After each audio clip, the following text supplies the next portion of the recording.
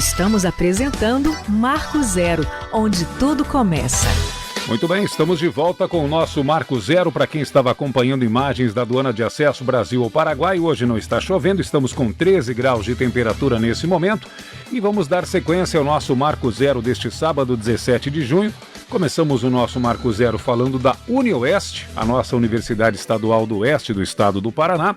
E agora vamos falar da Universidade da Integração, a nossa UNILA, que também está aí com novidades, principalmente no que se trata da reitoria, meu caro Paulo Boca. Isso, Moacir, temos um privilégio aí, né, de termos na nossa cidade uma universidade estadual, pública e gratuita, e uma universidade federal também, pública e gratuita, e como você pontuou, a UNILA está sob nova direção. Isso porque a comunidade acadêmica elegeu, votou e escolheu a professora Diana Araújo Pereira para ser a nova reitora da universidade.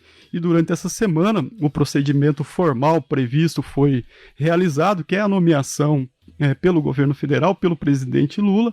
Então nós temos uma reitora, uma nova reitora e também um vice-reitor eleito numa chapa, né? A disputa é por chapa. O vice-reitor é o professor Rodney de Oliveira Lima, que acompanhará Diana Araújo nos próximos 4 anos aí à frente da gestão da universidade. Bom dia, professora Diana, seja bem-vinda ao programa, obrigado por atender ao nosso convite. A gente imagina que nesse momento de transição aí, e os procedimentos formais sendo realizados nesse momento, esteja uma correria na sua vida, por isso a gente agradece muito a participação nesse programa para falar ao vivo aqui com o nosso ouvinte. Seja bem-vinda, um bom dia. Bom dia, Paulo, bom dia a todo mundo que está escutando a gente, os ouvintes.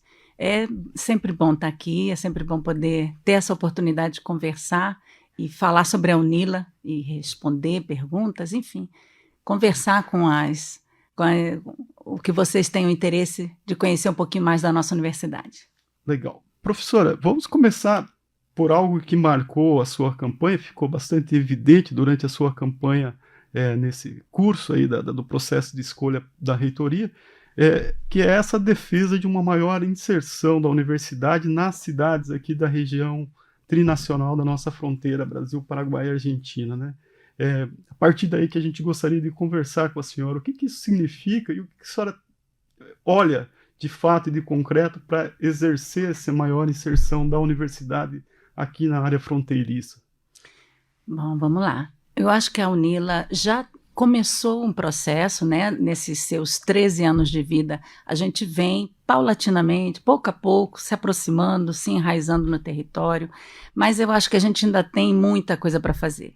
Por exemplo, quando você abriu a sua fala, Paulo, dizendo uma universidade federal, pública e gratuita, exatamente, tem gente em Foz que não sabe que a UNILA é pública e gratuita. Tem muita gente em Foz que não sabe.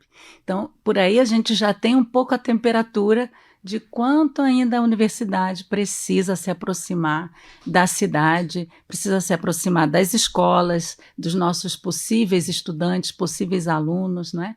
Então, é todo um trabalho que a gente pode fazer via cooperação com as secretarias da prefeitura, via cooperação com as próprias escolas, né? Então, tem muita coisa que a gente pode fazer ainda com extensão, com pesquisa, com ensino.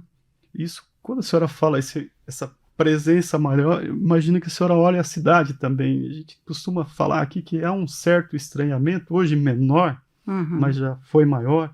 Há um certo estranhamento entre a instituição e a comunidade, a cidade de Foz do Iguaçu. O que a senhora projeta para tentar aproximar mais a universidade da cidade, para que ela de fato seja essa universidade federal à disposição da comunidade aqui de Foz do Iguaçu? A gente sempre lembra que a universidade tem pressupostos maiores, mas ela é uma universidade inserida e estabelecida em Foz do Iguaçu, né? E também que a comunidade abrace mais a universidade, sendo essa oportunidade que se tem aí em todas as frentes que uma instituição pública desse nível pode oferecer, né? Como é que a senhora pretende reduzir esse ato? Bom, a gente precisa atuar na extensão, por exemplo. Hoje a gente tem muitos projetos de extensão na UNILA em andamento, mas muitos deles acabam ficando soltos ou acabam ficando meio dispersos. A gente precisa construir a nossa extensão de uma maneira mais orgânica dentro do território, construindo programas que sejam permanentes em determinados setores onde a gente visualize essas necessidades. Então, a extensão precisa ter uma política, ter uma inserção mais organizada e mais permanente em alguns setores da cidade. A gente precisa inserir nosso estudante em estágios, né? Então, os estágios também são uma maneira da gente conseguir aproximar a universidade das instituições locais, das empresas locais, né? Então, a gente precisa ter o nosso aluno fazendo estágio na cidade, a gente precisa ter nossos estudantes e docentes fazendo pesquisa e fazendo extensão nas diversas instituições da cidade. Então, além disso, enfim, esse seria um caminho, né? Mas tem outro caminho também, que é o próprio ingresso na universidade. A gente falou muito durante a campanha, a gente vai implementar isso, que seria uma espécie de um vestibular local, né? A gente pretende fazer uma inserção diferenciada que talvez possa ser feita fora do Enem. Hoje a entrada para a Unila é via Enem, via prova do Enem, e a gente pretende criar outros instrumentos para que a gente possa ter uma maior adesão local, né, aos cursos. Então, são algumas ações que a gente vem pensando e já organizando para que depois se efetivem.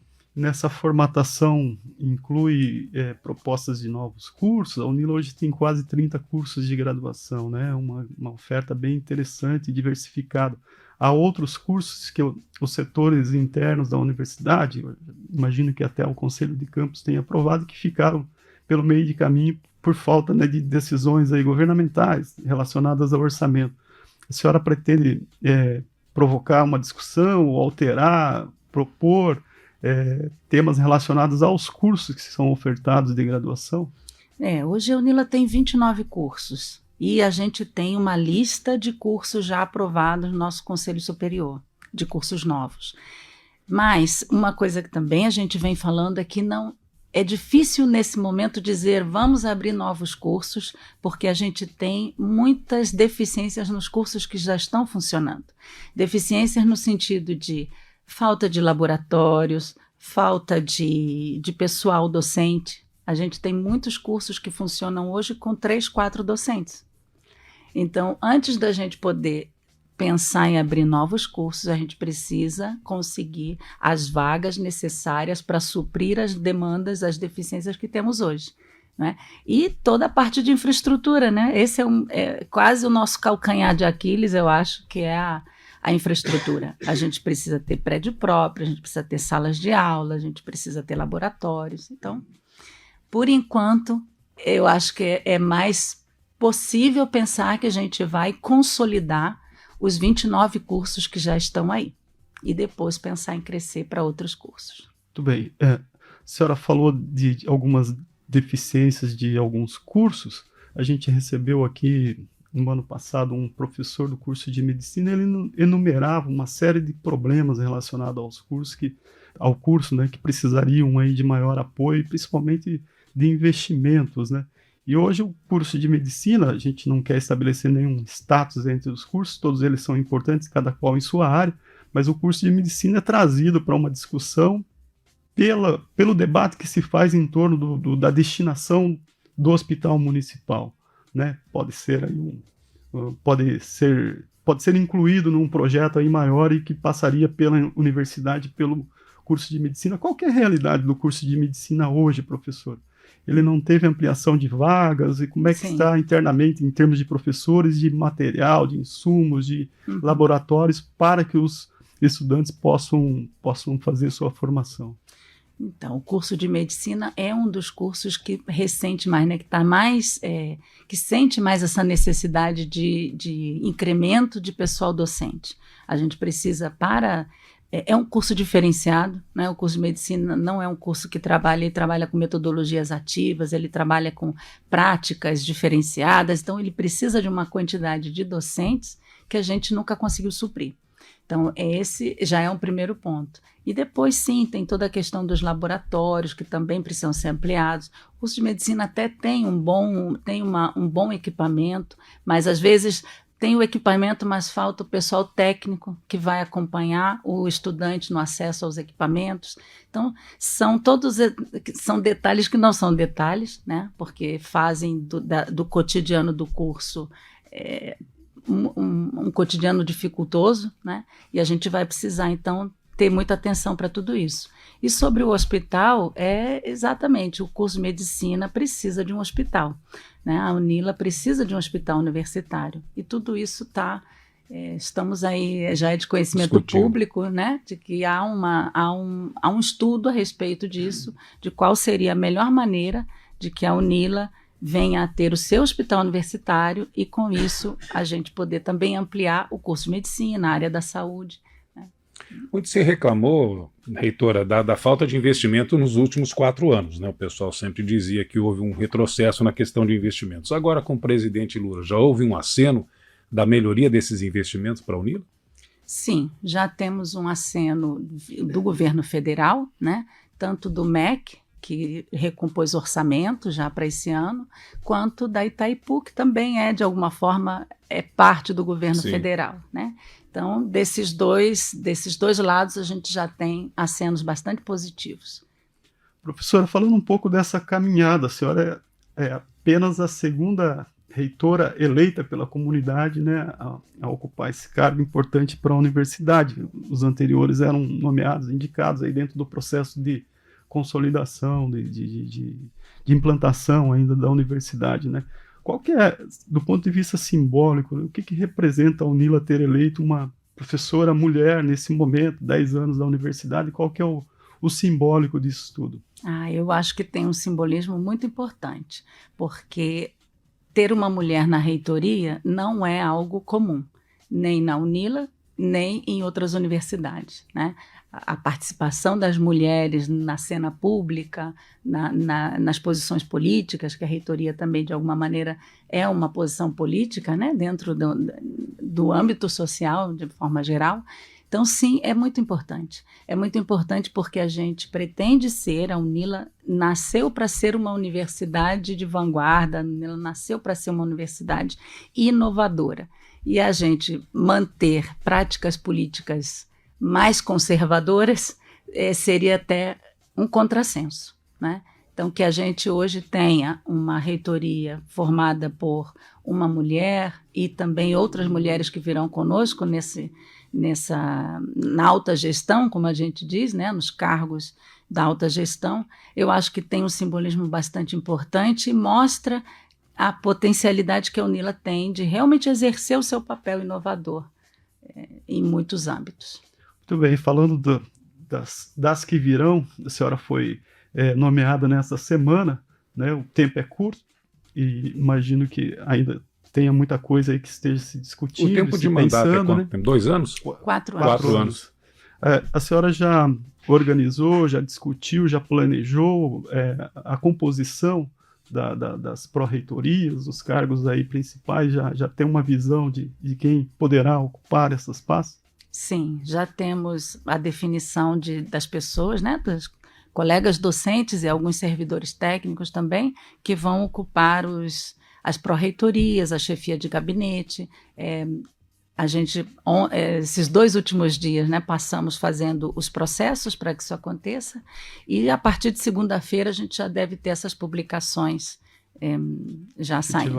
Algum critério para a nomeação a indicação das pró-reitorias? Sim, a gente procurou trabalhar com 2 critérios, né? Primeiro, que a pessoa tivesse experiência, tivesse conhecimento, já tivesse passado por alguma experiência de gestão dentro da universidade, e a outra que tivesse uma afinidade com o local, uma afinidade técnica, né? Uma afinidade de formação com aquele lugar. Então, mas, além disso, a nossa preocupação muito grande é que a gente tenha a UNILA representada nessa gestão. E isso não é fácil, porque não são tantos cargos assim, então a gente teve que fazer toda uma composição de maneira que a gente tenha a participação dos 4 institutos e das diversas áreas que temos na universidade atuando na gestão. Muito bem. Professora, a senhora falou dessa relação política com Itaipu, com o governo federal, né, entes aí aos quais a senhora, obviamente, tem um alinhamento político e ideológico. Eu gostaria de saber da senhora qual que é a sua posição sobre o campus, um assunto central. A senhora mesmo falou que a infraestrutura incide aí sobre as decisões e o futuro da UNILA.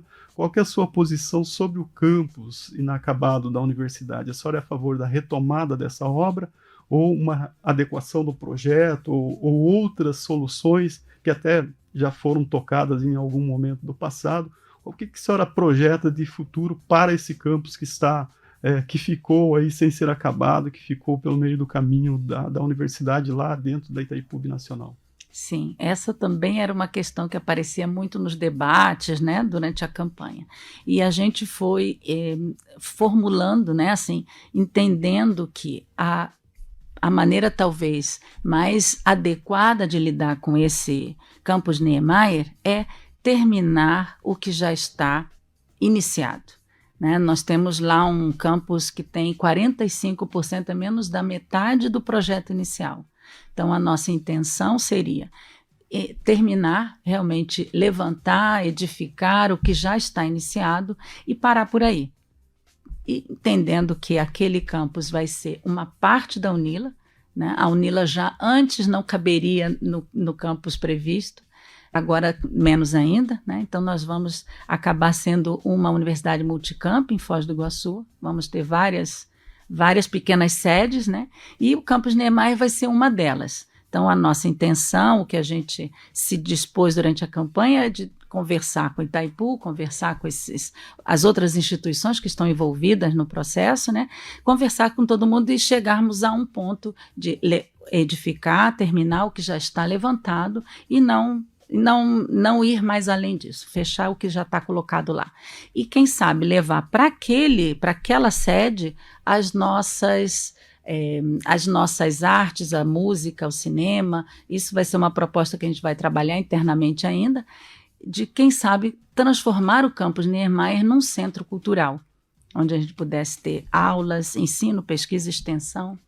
Nessa perspectiva aí, está incluída uma hipótese de recuar o portão de acesso da usina para que o campus ficasse a partir do portão, ou seja, com acesso mais rápido, dinâmico. Isso é fundamental. Não tem como a gente pensar em construir algo, qualquer coisa própria da universidade, sem essa possibilidade, essa liberdade do acesso, né? Isso, sem dúvida, seria fundamental.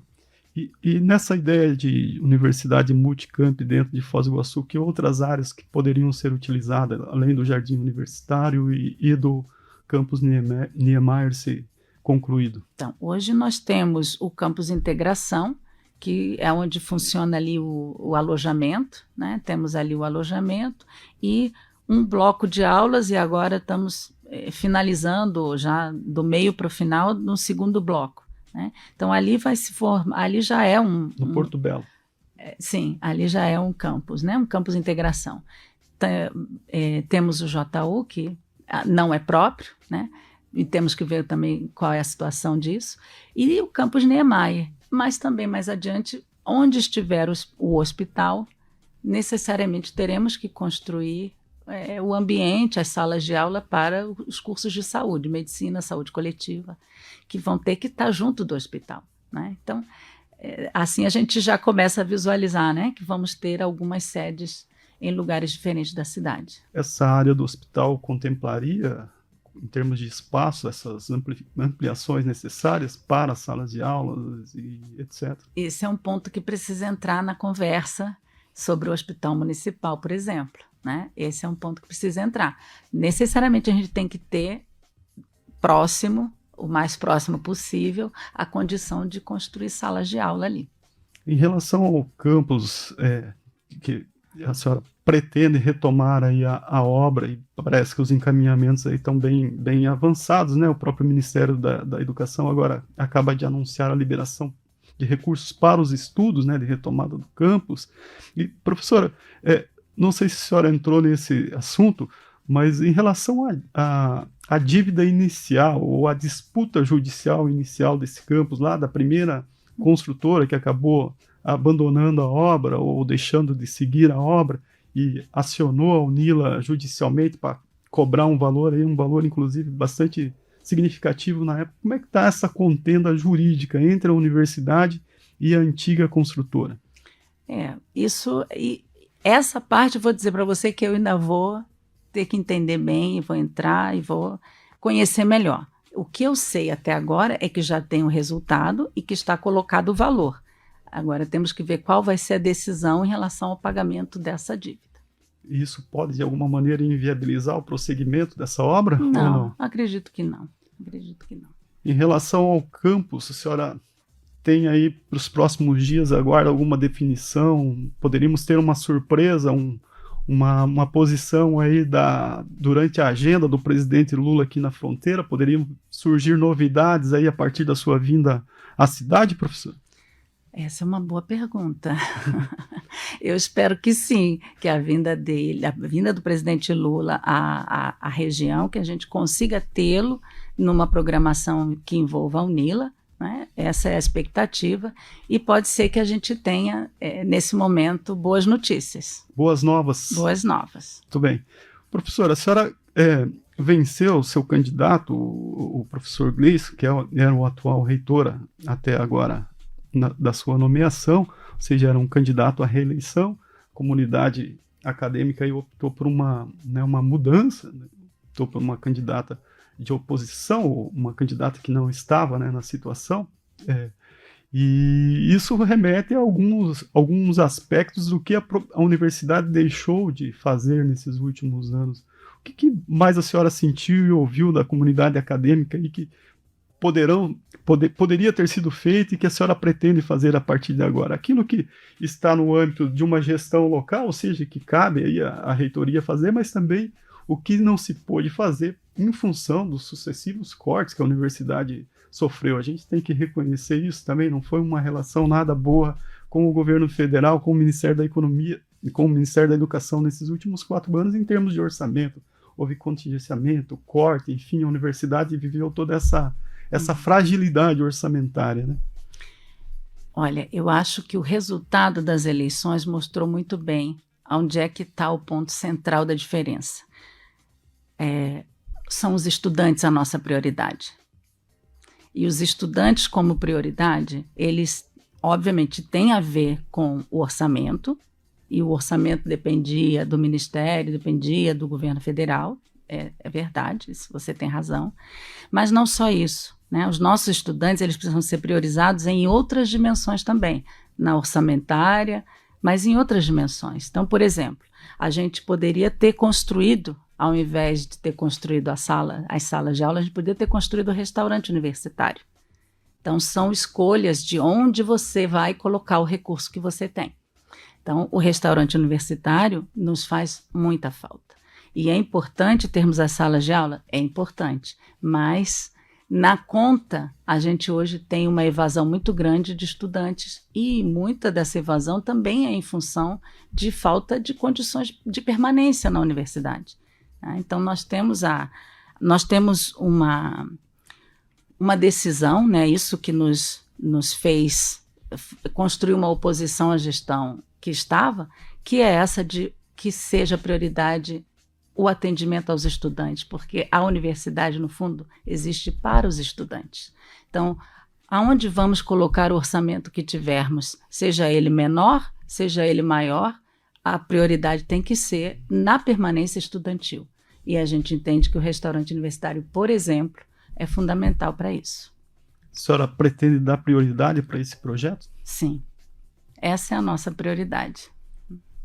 Pensa em prazos, enquanto isso pode ser realidade? Bom, o restaurante, ele está já mais ou menos construído lá no campus Niemeyer. Ele é um dos 45% do projeto que está iniciado. Então, ele vai sair, mas pode ser que demore um pouco. A gente pretende fazer uma parceria com a UniOeste, que foi também uma coisa falada durante a campanha, para a gente ter acesso ao restaurante universitário, à cozinha industrial que a UniOeste tem, e aí vamos começar a conversar agora mais concretamente também. Certo. Sobre isso. Nessa perspectiva da permanência, assim, como morador de Foz, me chama a atenção assim, as condições dos alunos de fora que vêm né, para viver e estudar aqui na nossa cidade, né? Embora a gente fale que seja uma cidade muito diversificada, mas a gente sabe que esse acolhimento ele é bastante complexo, né, em muitos casos. A senhora olha para alguns segmentos com uma preocupação, com um olhar diferenciado, pensando nesses alunos que vieram de fora, de outros países, de outras realidades sociais e econômicas, em alguns casos chegando aqui, inclusive, com muita vulnerabilidade social hoje em dia, né, diferentemente do começo do projeto da UNILA, né? Como é que a senhora pretende, se a senhora detecta isso como um desafio, como que a senhora pretende trabalhar isso? Temos que trabalhar por vários ângulos, né? O que eu venho dizendo é que a UNILA é uma universidade de imigrantes, né? Hoje à tarde, inclusive, vamos ter um evento sobre migração ali na Fundação Cultural. A UNILA é uma universidade que tem estudantes locais, mas tem uma quantidade muito grande de estudantes que vêm de todas as regiões do Brasil e de outros países, né? Então, a gente precisa ter um cuidado maior com essa permanência, porque há o choque cultural, né, a diferença linguística, isso tudo precisa ser bastante observado. Então, uma coisa que também nós estamos já nos organizando para criar é uma secretaria dentro da universidade, que é uma secretaria de ações afirmativas. Então, essa secretaria que vai ser, ou seja, dar um lugar institucional, criar uma unidade administrativa que vai, de fato, se preocupar com a permanência, com todos os déficits de línguas, de ensinos, inclusive prévios à própria entrada na universidade, porque a gente recebe várias culturas educacionais diferentes. Então, há uma série de coisas que a UNILA precisa melhorar muito ainda, para que a gente possa dizer que estamos acolhendo bem os nossos estudantes, principalmente esses que vêm de mais distante. Nessa série de coisas que a senhora cita, também pode estar contemplado, incluído ou registrado aí a questão da área da assistência social, da psicologia. Sim. Isso pode ser vitaminado dentro da universidade para dar um atendimento maior para esses estudantes, professor? Sim, acredito que sim. A gente precisa cuidar de todas essas áreas, né? Muito bem. Professora, já tem data para a festa da posse, a cerimônia de transmissão de cargo? Como é que é essa organização interna? Acontece um evento de transferência do cargo, né? Já tem uma data pensada? Esse evento é aberto para a comunidade? Como que será isso? Sim, nós temos uma posse oficial que vai ser feita em Brasília, no Ministério da Educação, e deve ser aí para o final do mês, final de junho, e temos uma cerimônia de posse nossa que a gente está trabalhando com a data de 5 de julho. Julho? 5 de julho. Vamos ver como é que vai ser, se vai poder ser aberta, se não vai. Isso a gente ainda está estudando, porque a gente tem a expectativa de que talvez tenhamos a presença do presidente Lula. E se tivermos a presença do presidente Lula, aí talvez não seja tão aberto. Estamos avaliando isso ainda. Muito bem, estamos abertos, né, Moacir, para as futuras informações aí, as ações da sua gestão que está começando. A Clube aqui, Portal H2 Foz, estão de portas abertas e a gente deseja aí uma boa gestão, que se cumpra aquilo que a senhora se comprometeu, né, e que pactuou aí junto com a comunidade acadêmica. E, claro, isso é extensivo também para Foz do Iguaçu, porque a gente vê a universidade aí como um fator de desenvolvimento vital para o nosso município, para a nossa região. Diana, parabéns aí pela sua eleição e sucesso nessa caminhada que está começando. Muito obrigada aí. Obrigada pela oportunidade de estar aqui e me chamem mais vezes, a gente pode estar sempre aqui conversando. Legal, obrigado, tenha um bom dia. Então é isso, Moacir, são aí as iniciativas prioritárias, como que vai ser esse processo agora da professora Diana Araújo Pereira, assumindo como reitora eleita da Universidade Federal da Integração Latino-Americana para os próximos 4 anos. Muito bem, sucesso, professora, tudo de bom. A senhora que disse no começo da nossa conversa, assim, sou carioca, não estou muito adaptada ao frio ainda, né? Está quanto tempo aqui em Foz, professora? 13 anos. 13 anos. Ah, então já é uma iguaçuense. Mas já ainda não se adaptou ao frio. Já não sofro tanto. Como antes, né? Como antes. Então, uma boa estado da senhora à frente agora da reitoria da universidade. Sucesso para a senhora. Marco Zero, onde tudo começa.